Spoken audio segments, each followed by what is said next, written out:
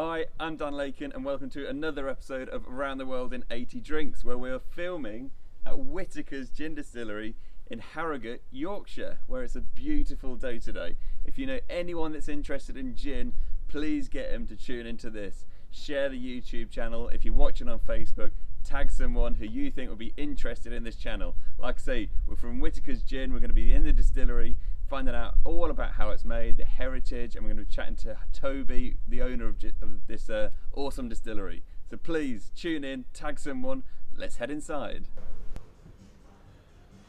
So here we are inside the event space with Toby and Jane, the owners of Whittakers Gin Distillery. So tell us about it, guys. Where did it all start? Oh, over to you, Toby. It's your madcap idea. Yeah, it started as a thought about 8 years ago, and the thought process was, let's do something in our backyard. We live in this rural area, and wouldn't it be great to think of something that we could get our teeth into, and actually not do the commute, but work from home. So I came up with this idea of microbrewing, and Jane thought that wasn't a particularly brilliant idea, but she went along with it.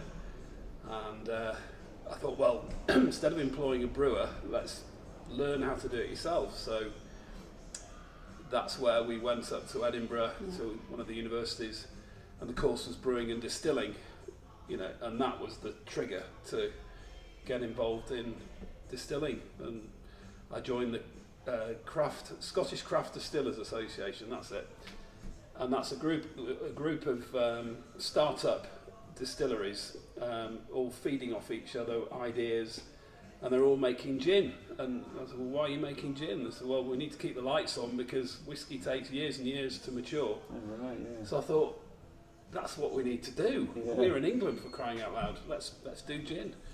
So, that was how we started. We did our launch on the 31st of July 2015 at the Harewood Game Fair.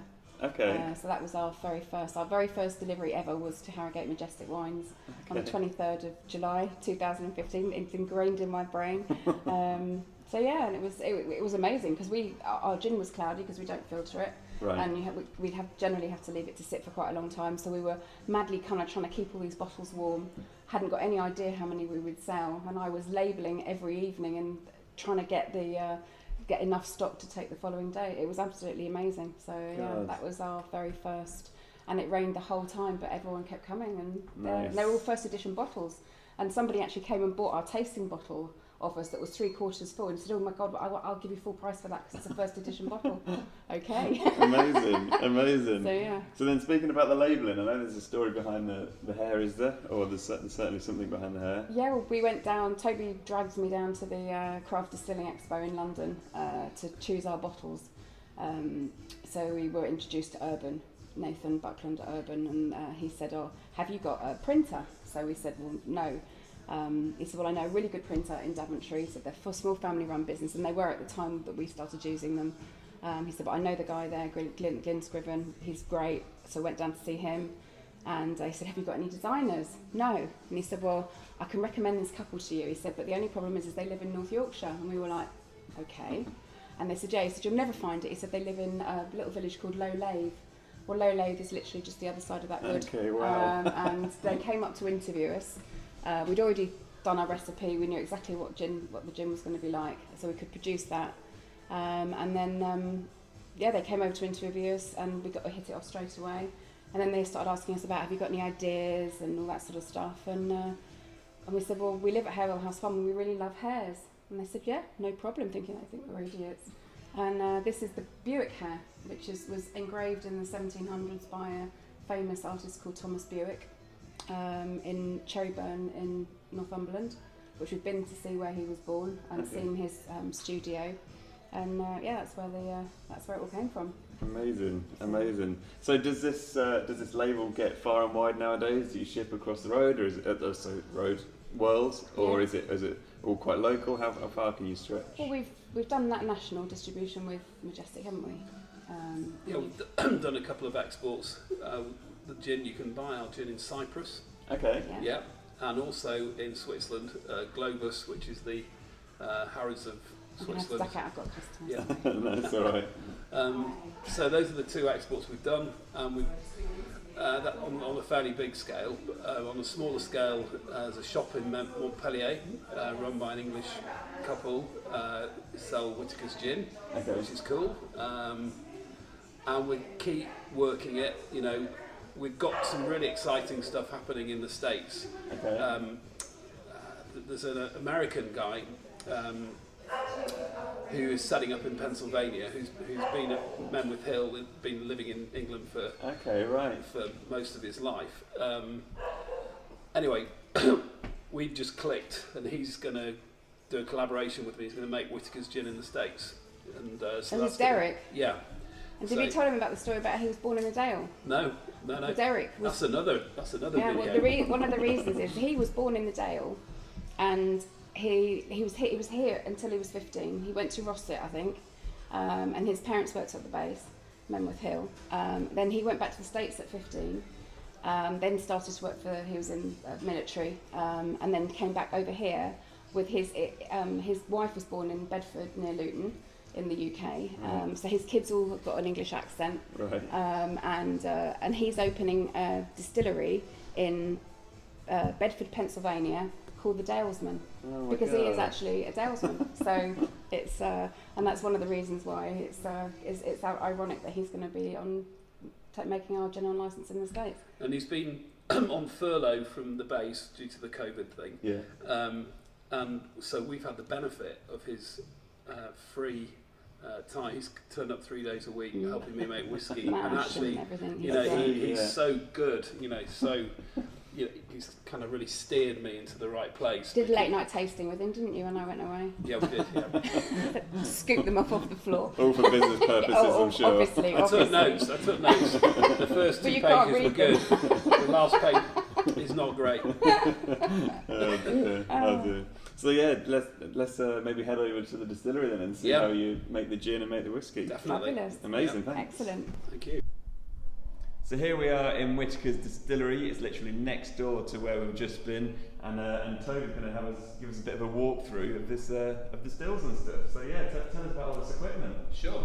Well, it's been shipped over from the States. A company called ABE, American Beer Equipment. They now call themselves American Beverage Equipment because they've got into stills.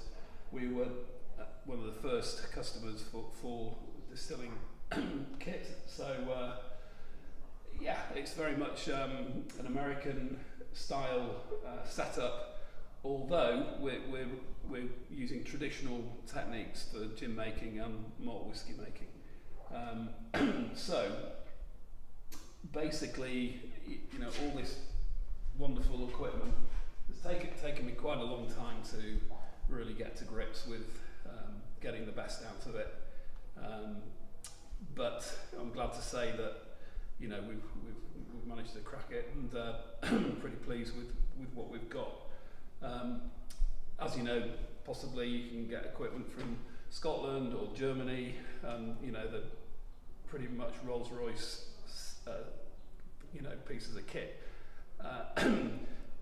This equipment is absolutely spot on for what I require it for, and also my bank manager reckons it's probably, you know, about right as well. So there's all these issues that you've got to address when you're running a setup like this. So the way I have laid this out, I've got my gin making on one side and my whiskey making on the other. These copper vessels, these are the stills. They're heated with steam jackets, a very thin cavity, and the steam generators in the corner over there. That's the heart and soul of the operation. I have to nurture it and make sure the water is absolutely spot on.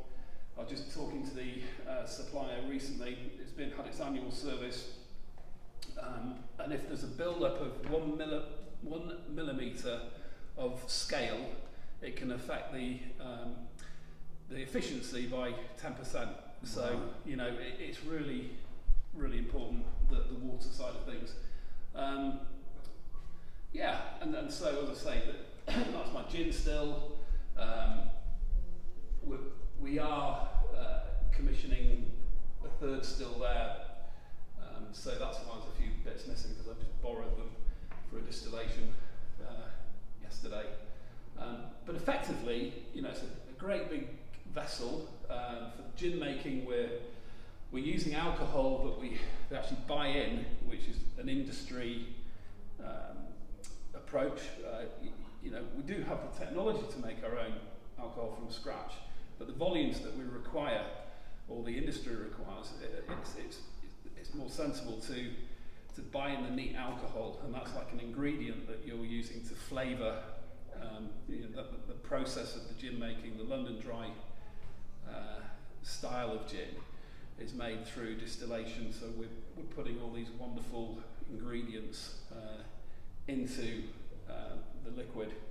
So just briefly, we get the neutral spirit. Ours is a grain spirit from the UK. We're watering it down so the ABV is 55% ABV, alcohol by volume, which is the optimum concentration or polarity, if you like. You go back to school, remember sort of water and oil and this type of thing, and the polarity of the solution affects what is absorbed from the berries, the essential oils in juniper berries and all these other wonderful botanicals that distilleries throughout the world use. The typical gin distillery is using botanicals that are grown locally. So for our original gin, we've chosen the signature botanicals of hawthorn berries, bilberries that grow in abundance, but particularly Brimham Rocks just over the road. We use garden thyme, herbs grow in abundance around here, and also bog myrtle, just a chosen ingredient that we particularly like. So what we're doing, we're putting the liquid in there, we're putting the berries in there, and then we're just letting it soak. We let ours soak for 24 hours, because it gives the time for the solution to draw the oils out of the berries. And then the next day we fire up the still, and it boils. Ethanol boils at a lower temperature than alcohol, so the mixture boils at about 82 degrees Celsius. The vapour that comes off has got alcohol, water, and these essential oils, and this is the process for making London Dry gin. And the secret is to understand which bits you collect for the best part of the gin. So the first bit that comes off are the heads that you generally don't use. I've heard of various explanations, but for me it's a good way of cleaning the kit. You might have some contamination from maybe the previous distillation, so the first few litres we put to one side, and then you start on the hearts, and that as you go along the flavour changes. So if you were to sample every 10 minutes the liquid that's coming off, it'll just subtly change, and if you're getting towards the end it starts to become an unwanted flavour, a sort of cardboardy. It's where the seeds are breaking down and the long hydrocarbons are coming across in the distillation, and that's what you don't want, because it gives a not the required flavour profile. So yeah, understanding your hearts, your heads, your tails, if you like, or in whiskey speak, your 4 shots, your hearts and your feints. That's just terminology, but just basically 3 sections, and you want the best bit in the middle. And that's your gin making process. We collect it in an IBC. We get the ABV down with our natural water, spring water, down to 42% is our chosen ABV level, and we let ours settle in a storage area for 2 months. That's what we do. I'm saying that's what everybody does. You don't have to do it like that. That's the way we chose for our gin. And our London Dry Gin, I hope I'm right in saying, was the highest scoring Yorkshire London Dry Gin at this year's 2020 IWSC International Wine and Spirits Competition. Oh wow, nice. So we got 92 points out of 100. So we're getting there. Amazing. We still want to get better. Amazing. We're getting there. So. And you've got whiskey sort of brewing at the moment, haven't you? Or Yeah. The spirit of. Yeah. At the moment, we've got these 2 fermenters at the back, 1,000 litre fermenters. In this, they're fermenting. In whiskey terms, we're tiny. We're really diddy. However, it's quite a full-on, time-consuming operation. We're making basically 3 casks of whiskey a week, the 125 litre casks, and it does vary, but we've got ourselves into a rhythm. So basically the volumes that we're working with are 1,000 litres. The mash tuns 1,000 litres, the stills 1,000 litres, the fermenters 1,000 litres. So yeah, I can talk you through that process if you. Yeah. Barley is the starting point for malt whiskey. So that's a subject in itself. What type of barley, where it's from. Yorkshire is a wonderful place to grow barley, and that's pretty exciting. So the Scots, they import our barley and then sell their whiskey internationally at massive success. So I just thought perhaps maybe we should be making whiskey in Yorkshire, along with 2 other companies as well. So I'm bigging it up for Yorkshire, for Yorkshire whiskey. It's a long process. It takes a long time. The aging process, once you've made it, you age it in oak barrels for a minimum of 3 years, and that's an absolute minimum. So it's quite a long. You're talking 5-year project before you start seeing any return, which is a bit daunting. Yeah, a lot of storage involved, I'm imagining, and there's cost of storage and then loss, I guess. Yeah. We've turned our horse stables into the barrel storage. Right, okay. Very happy horses.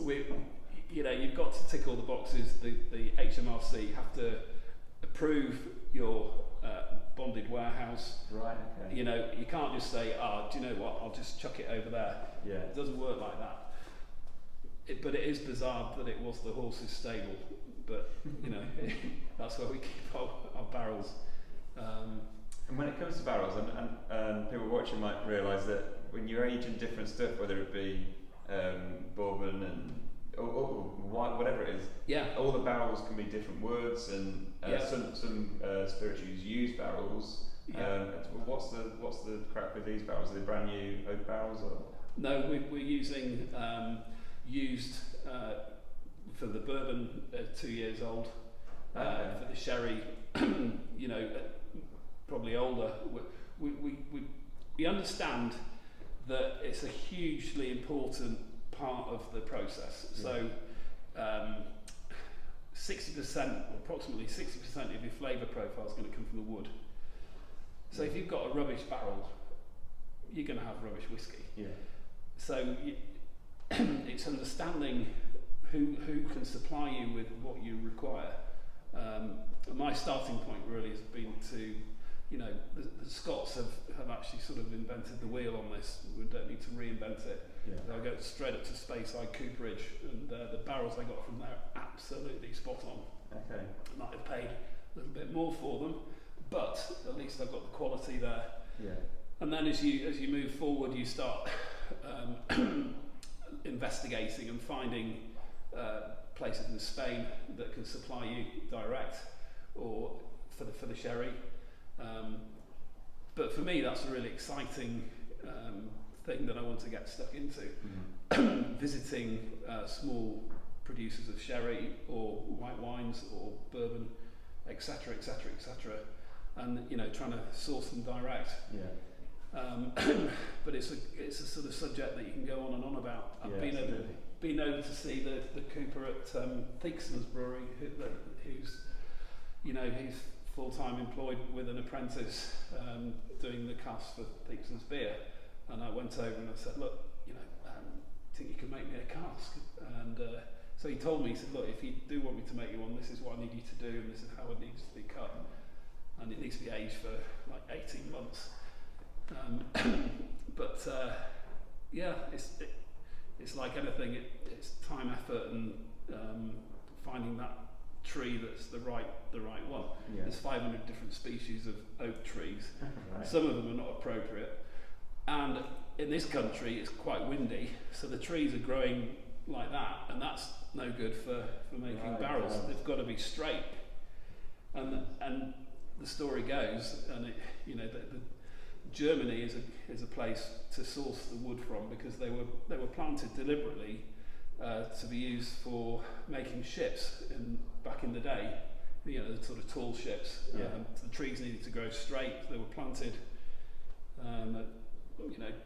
very carefully at the right distance between each other, and so they just grow straight up, competing for the light. And you've got nice, lovely, straight planks of oak for barrel making. So I mean, there's so much behind it, you just don't even know. Like, when you start to think about gins and whiskies, you understand maybe the basic ingredients, but I mean the whole process, and then obviously the cask and the aging is just, I mean, I'm sure there's whole more, another subject in aging things. There is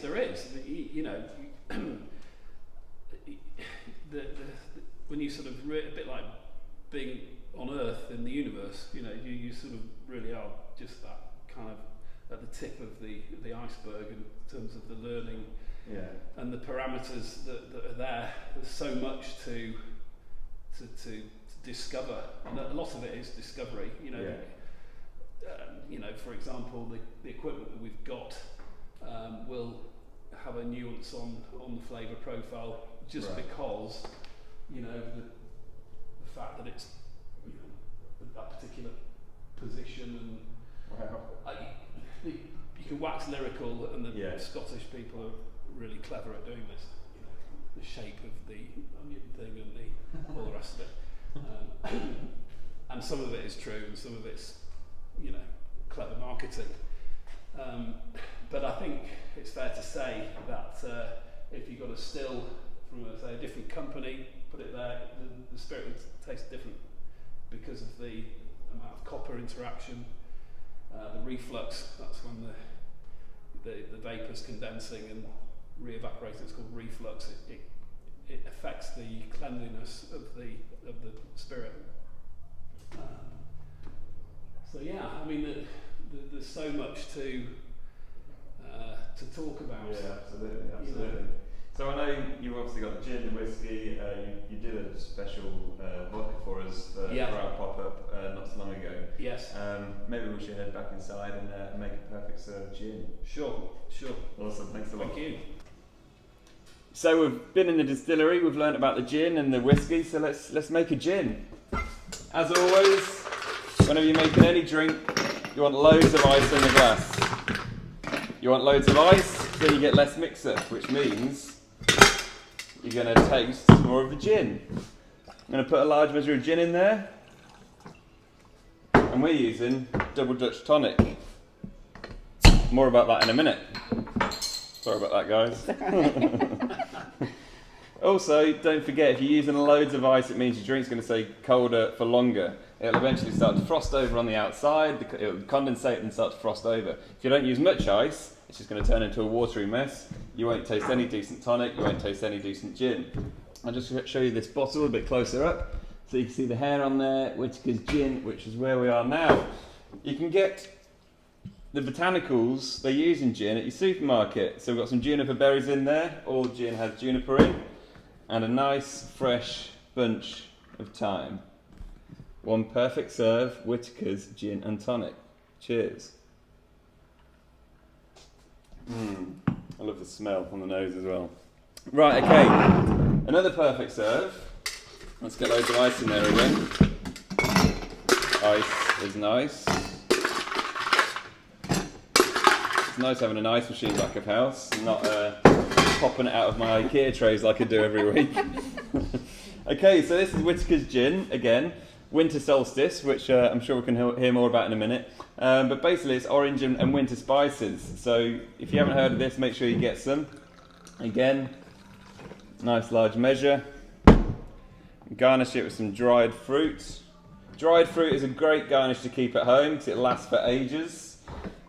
Got an actual bottle opener here. And as I mentioned before, herbs are a great garnish. You know, you can grow those. It's really easy to grow herbs. You can walk out into your garden at any time, and you can use things like lavender, rosemary, mint, thyme, whatever you've got. You can garnish your drinks with that. And we're topping this with ginger beer, again, double Dutch, which I actually haven't worked with much. But you guys know a bit more about that, don't you? Yeah, we met the girls, Joyce and Racer, in Fortnum and Masons in November 2015, and they were basically launching their soft drinks company as we were sort of, you know, really getting our teeth into our launch. I really love their branding. Their products are really on point. The ginger beer, you almost have to take a breath before you drink it. It's so hot and lovely. And it actually makes the winter solstice a really lovely summery drink because it makes it really refreshing. Oh, it does, yeah. With the orange. But I highly recommend them as a premium brand. I think they are not over flavoured, so they're not over sweet. So they're complementing your gin rather than adding something in that you don't want. Yeah. So yeah. Yeah. No, that is actually a really nice ginger beer. I've never tried it before. Highly recommend it. Get some. I don't know if you can get it in supermarkets, can you? I've never noticed it. You buy it from us, we sell it. There we go. I think then you can buy it in Waitrose. They've actually just sold some of their company. Is it to Heineken or? Yeah. I can't. So they've got they're growing rapidly. Okay, so amazing. And highly recommend them. So then also on that, buying from you, can people just go to the website? Yeah, you can buy them all on the website. You can buy them in the distillery shop. Okay. So yeah. Okay, cool. Well, on that note, we'll put all the links to Whittakers Gin and the distillery. You can come down here and pay for a distillery tour. Yeah. You can come to the shop. You can potentially have an event here. So check out the website. We'll put the links on here afterwards. But I mean, thanks so much for allowing us in, guys. Thank you. It's been Jane and Toby. I've been Dan. This has been Around the World in 80 Drinks. Thanks a lot.